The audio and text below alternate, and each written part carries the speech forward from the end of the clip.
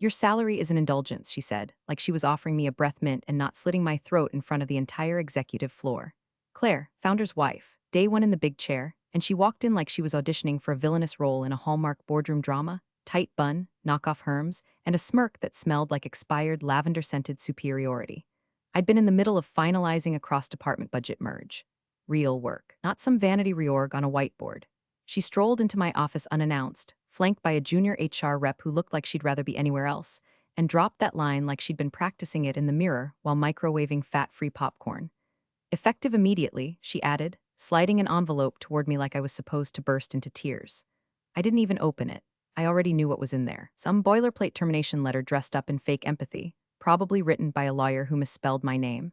I looked at her, really looked. This woman had never built anything in her life except maybe a Pinterest board called CEO Chic. And now she thought she was entitled to clean house because her husband stepped back. Please. Instead of replying, I reached for my mug. Navy blue ceramic with a hairline crack through the handle. It said world's okayest employee, and I'd earned that title every day for the last 12 years. I closed my laptop gently, took a last look at my organized chaos of sticky notes, and slid my mug into my tote like I was packing for a long weekend. Claire kept standing there, expecting drama, tears, rage, a desperate plea for mercy. She got none of it. I stood up, nodded once, and said, "Thanks for the indulgence."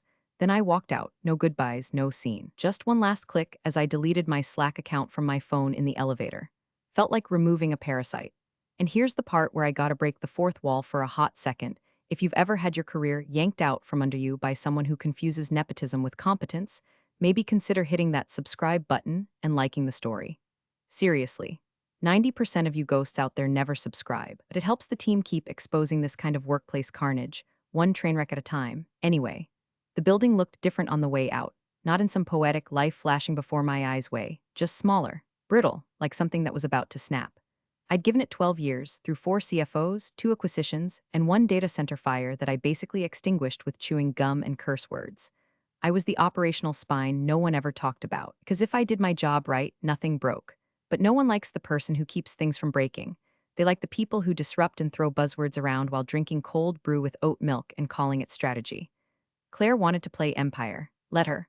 What she didn't know, and what made me smile the whole Uber ride home, was that I'd already seen the papers, not the termination letter, the real ones. The M and a terms filed 3 years ago with our partner firm. The change of control clause tucked into Exhibit C, paragraph 4.2, which required, by legal necessity, signature from one specific officer title before any equity-triggering transaction could go through. Guess who still held that title? Yeah, this indulgent salaryman. I had them right where I wanted them, and they had no idea they'd just fired the one person standing between them and a complete legal implosion. Claire thought she ended something today, but all she did was start a timer. The Monday after she fired me, Claire walked into the office like she'd just been elected queen of corporate America by unanimous vote and divine right. She called it a town hall, but it felt more like a public flogging of every department that didn't kiss her Laubautin knockoffs on command. She stood under the flickering fluorescent lights in the main open floor, and with the grace of a drunk pageant judge, announced that legacy and efficiencies were no longer aligned with the company's bold acquisition vision. Translation: she was gutting half the departments I'd spent a decade holding together with binder clips and caffeine.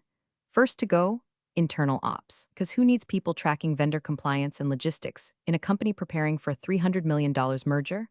Next, legacy devs. She replaced them with a couple of her old sorority sisters turned efficiency consultants who spoke only in acronyms and once tried to run a daily stand-up over Instagram Live. Then she axed onboarding. Yes, onboarding, because according to Claire, we're not hiring right now. Meanwhile, she was personally recruiting a former runway model turned brand storyteller to do press about our culture shift. Morale didn't just plummet, it bellaflopped straight into the break room vending machine and exploded in a spray of expired trail mix and Diet Coke. I heard they turned the customer success team into a single Google form. Meanwhile, Claire spent a week shooting a glossy video about innovation through lean transformation in the lobby next to a potted plant someone forgot to water since 2019. But no one said a word. Not legal, not the board. Not even the founder, her husband, who sat ghost-like in the glass conference room most days, staring into a decaf Americano like it might eventually show him the exit strategy to his own bad decisions. And me. I was sitting across from Howard Morrison at a cafe that didn't have Wi-Fi or oat milk. Just bitter drip coffee and thick ceramic mugs that burned your palms if you didn't hold them right. Howard used to be our board chair before he got out early and bought himself a lakeside cabin and a telescope. Smart man. He looked at me like I was a story he hadn't read yet. So, Claire finally swung the axe? She thinks she's sharpening it, I said, sliding a folder across the table. Manila, unlabeled, clean. He opened it, scanned the first page, then stopped. I knew the exact line his eyes landed on. Clause 12b. Black ink, bolded, underlined twice by my highlighter. Any change in controlling interest shall require signature authorization from the founding operations officer on file at the time of incorporation. Howard let out a single, humorless chuckle. Jesus, Linda. You left a live wire in the drywall. No, I am the wire. For 12 years, I'd kept copies, updates, drafts. I never raised my voice in board meetings, but I read every footnote like it was gospel. The clause was buried under jargon, but it was clear. If anyone wanted to sell this company, they needed me. And now I was technically gone. No paycheck, no keycard, but my title hadn't been legally extinguished. You can fire an employee. You can't retroactively erase them from a contract filed with the SEC.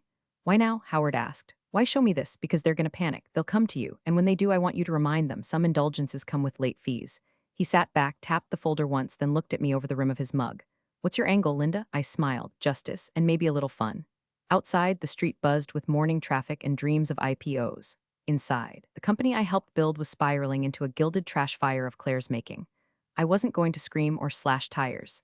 I wasn't going to leak anything to the press or barge into meetings. No, I was going to wait, like a fuse nobody remembered lighting. And when the spark hit, when the lawyers finally blinked, I'd be the only one holding the fire extinguisher. Or the gasoline. The email came at 2:13 a.m. on a Tuesday, timestamped like a ghost had sent it. Subject, System Access Termination Notification effective immediately. The body was a beige block of auto-generated nothingness. No greeting, no farewell.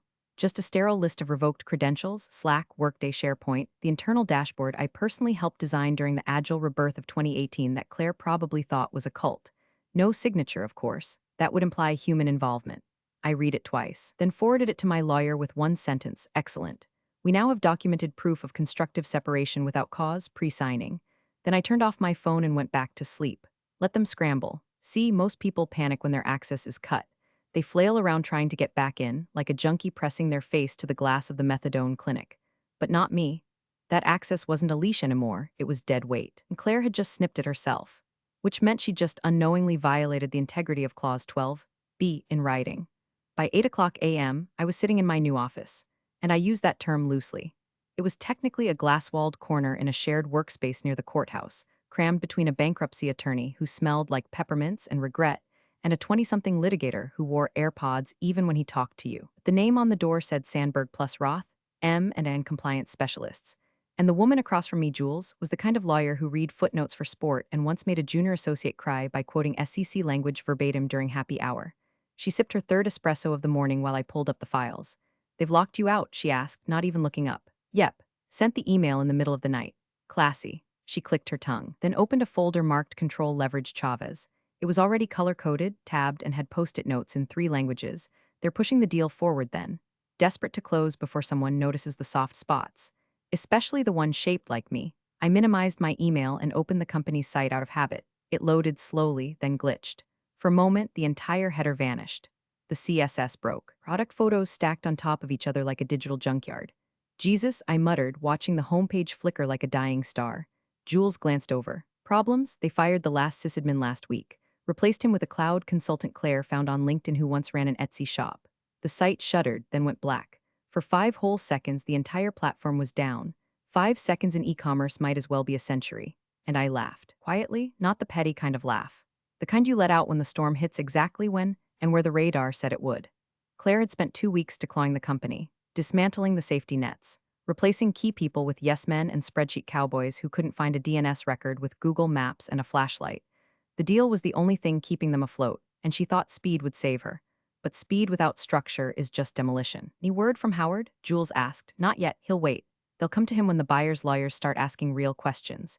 He knows I've got the originals. Then we wait too. I nodded, leaned back in the chair, and stared at the blinking cursor in my inbox. Most people would have sued already, or sent a scorched earth email to the board. But I didn't need to make noise. I just needed to be present in the right silence.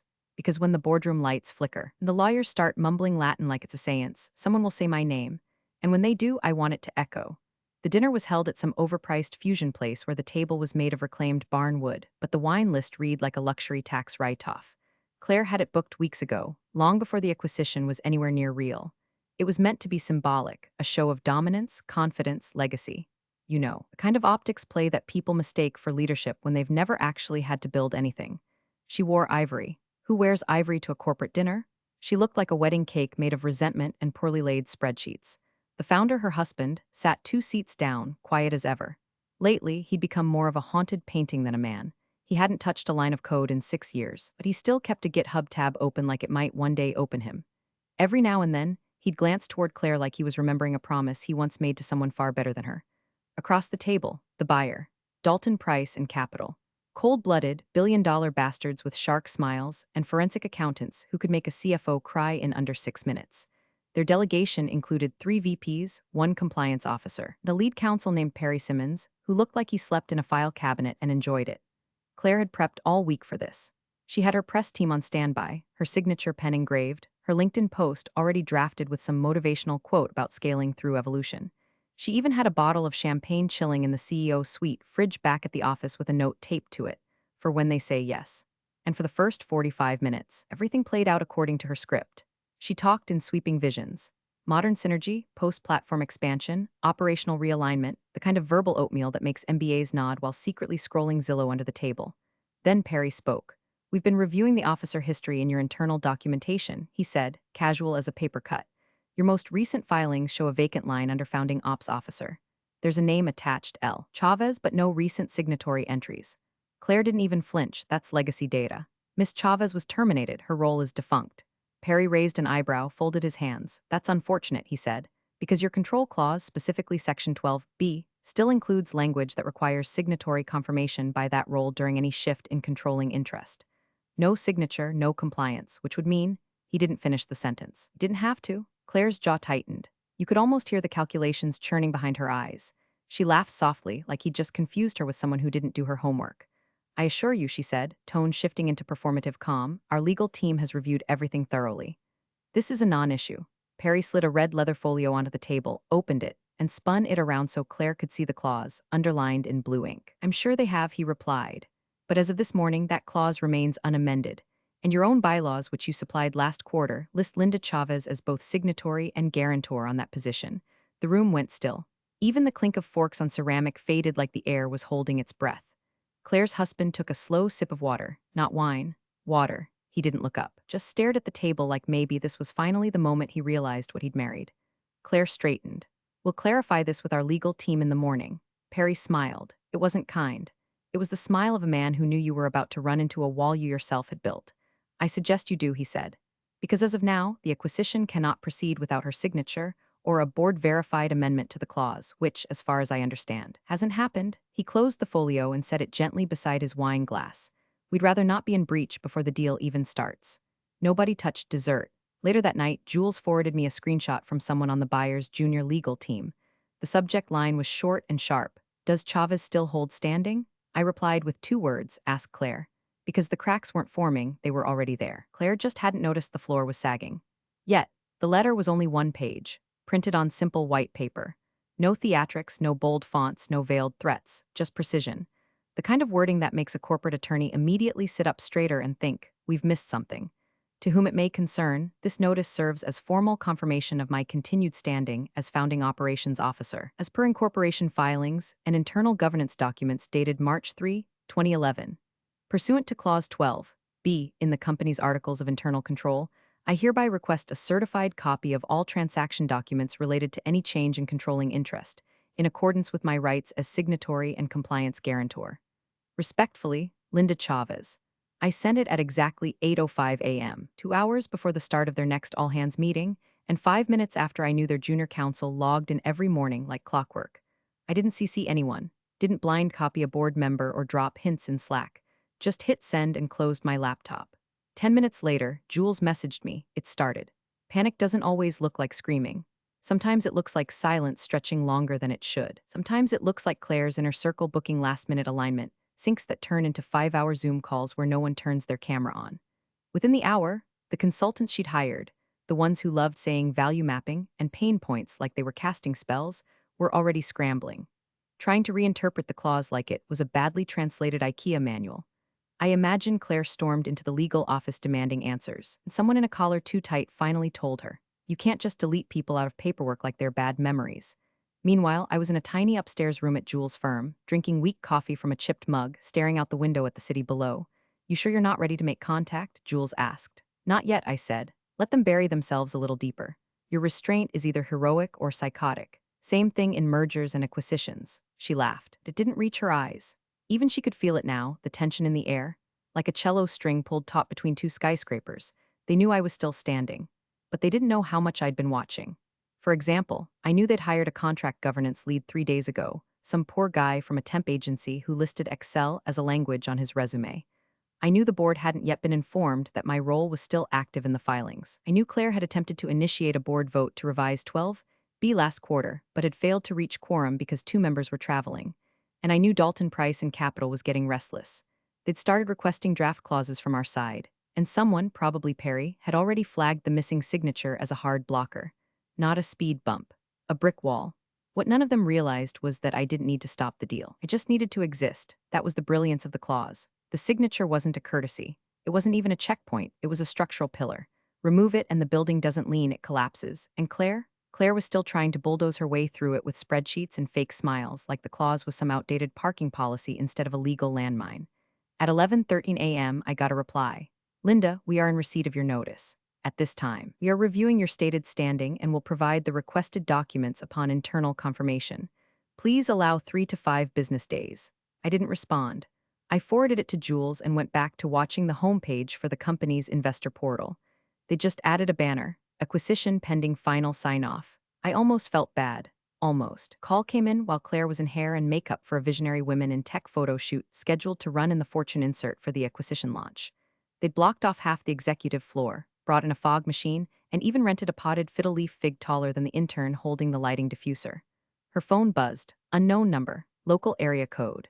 She didn't recognize the voice on the other end, but the tone cut through the vanity noise immediately. Miss Harwood, this is Mason Grier. I'm on junior counsel under Gerald at Trowbridge and Smythe. I just wanted to informally flag something before tomorrow. Claire adjusted the gold necklace she'd borrowed from wardrobe and waved away a stylist. Make it quick. You may want to consider delaying the signing. There's a standing issue with the Founding Operations Officer Clause. The Chavez file remains active in the filings. It was never officially voided, and the board never voted to restructure 12B. She went still. We've already reviewed that, she snapped. With all due respect, ma'am, it doesn't look like that review was certified. The buyer's counsel has requested clarification. If this becomes a post-signature issue, indemnity won't hold. She hung up without another word. 15 minutes later, the stylist was gone, the photographer dismissed, and Claire was on the horn with her executive assistant, barking orders. Move the board meeting up. Today. 2 hours. Full quorum. But half the boards on flights, I don't care. Find them. She was already halfway down the corridor, heels slicing the silence like blades.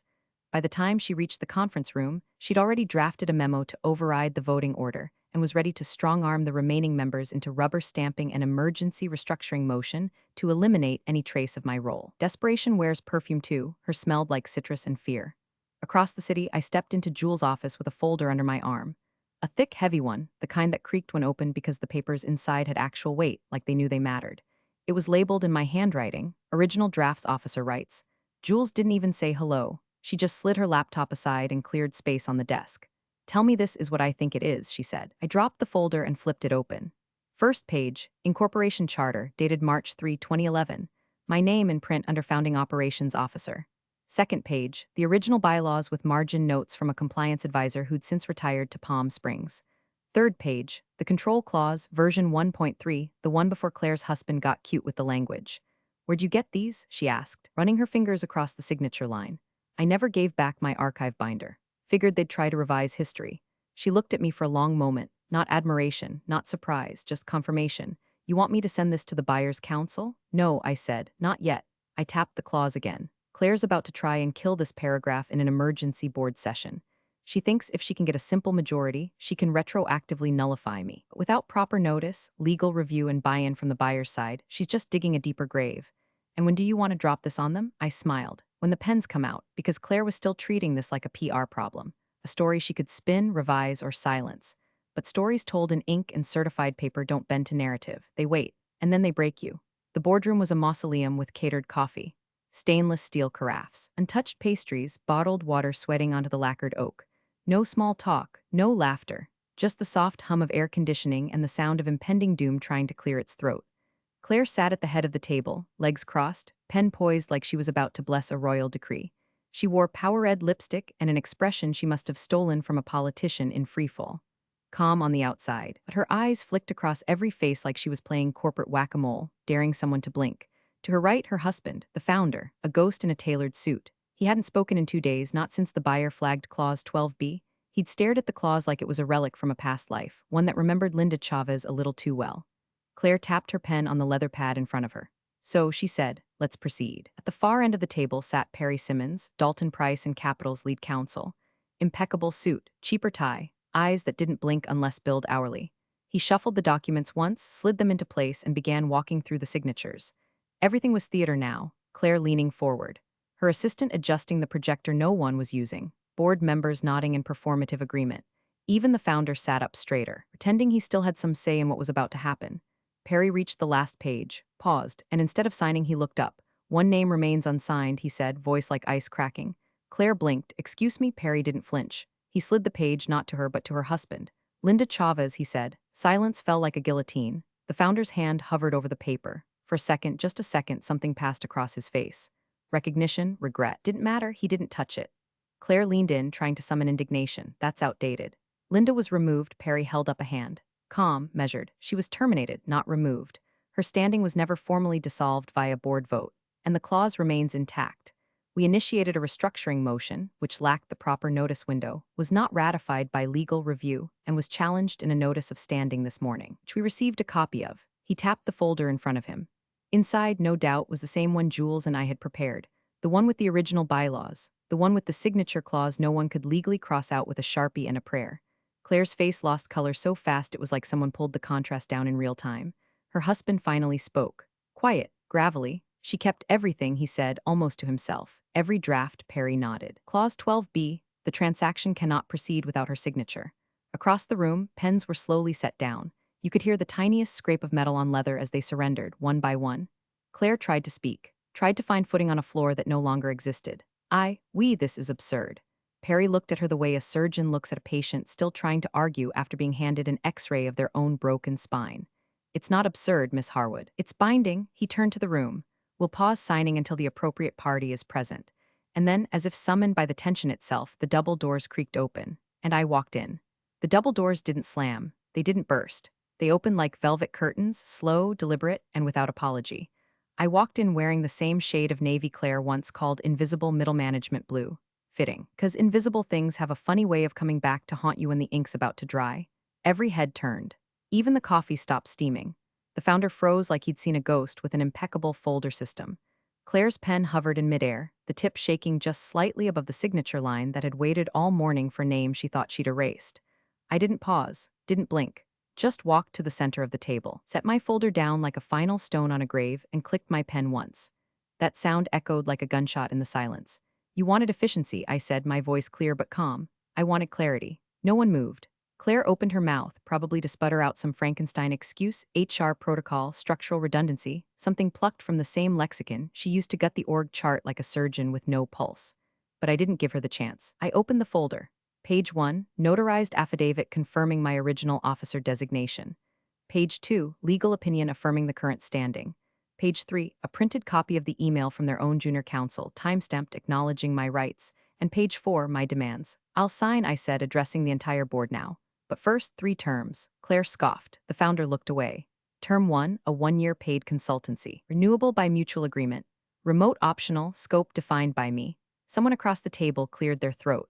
Term 2, full indemnity from any post-signature fallout related to prior structural negligence, including but not limited to compliance oversight and clause mismanagement. The buyer's counsel nodded once. Perry was already taking notes. And term 3, I paused, turning directly to Claire now, an amendment. Clause 12B will be revised to require review and approval from independent compliance officers before any executive termination involving founding roles. No more backroom purges in heels and lipstick. Claire's face flushed a dangerous red. You can't just walk in here and I can, I said, because you built a castle on a foundation you didn't bother to check. And now you want to sell it without the keys to the front door. I turned to Perry, slid the signed amendment copy across the table. Once these are incorporated into the closing packet, I'll sign. Until then, this deal is an illegal fantasy. Silence again. The kind that comes with realizing the power balance has just shifted in a single breath. My folder now sat at the head of the table, not her agenda, not his silence. Mine. The founder looked at me with something that might have been remorse, or maybe just recognition that I'd become the only adult left in the room. And then I looked directly at Claire. You said my salary was an indulgence, I said, leaning in just enough.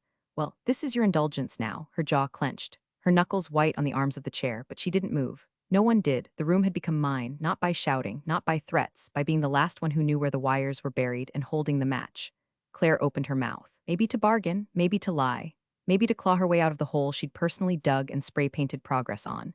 But whatever script she had prepared died halfway between her brain and her tongue, because for the first time in recent memory, she didn't own the moment. Her husband spoke instead. Just sign it. 3 words, flat, absolute, like a verdict from someone who'd finally woken up and realized the Empress had no clothes, never owned the kingdom to begin with. Claire turned toward him, lips parted, stunned that he'd cut her off in public, in front of the board, in front of the buyer. But he didn't look at her. He was staring at the document in front of him like it was the autopsy report for everything they used to be. I slid my signature line forward, inked in black, my name already printed in bold. Linda Chavez, Founding Operations Officer. Co-signatory. Control Clause 12B. I signed without ceremony. No flourish, no smile, just presence. Perry didn't say a word. He slid the contract next to him, flipped 2 pages, and signed on behalf of Dalton Price and Capital. The deal was now real, final, sealed. Claire's hand trembled slightly as she added her name, not to the deal, to my terms. I gathered my folder, neat, pristine, still warm from its victory lap, and stood up. No applause. No congratulations. Just a room full of people who realized they'd watched a scalpel dismantle a guillotine in slow motion. I walked out. The elevator ride down was silent. Not dramatic, just quiet in the way something is when it no longer owes you noise. At the curb, a black town car waited with the back door already open. Inside sat Jules, phone in hand, reviewing a new round of onboarding paperwork. Not for a lawsuit, for an executive placement. I slid in beside her. She handed me a tablet. Title: Chief Compliance Officer Dalton Price and Capital North American Portfolio Division. The ink wasn't even dry, and I was already building the next firewall against people like Claire. Start date? Jules asked. Today, I said. Across town, Claire remained in the boardroom. Everyone had left, even her husband. Just her now, alone with the ghost of her own hubris, staring at the glass walls that once made her feel powerful. Her reflection looked back at her. No victory, no vision, just the lingering outline of a woman who mistook shortcuts for strategy and signatures for submission. She once said, "Your salary was an indulgence." Now, Claire's signature was mine. Appreciate you sticking around, you legends of the break room. Subscribe for more chaos. Let's make your old managers spill their coffee in fear.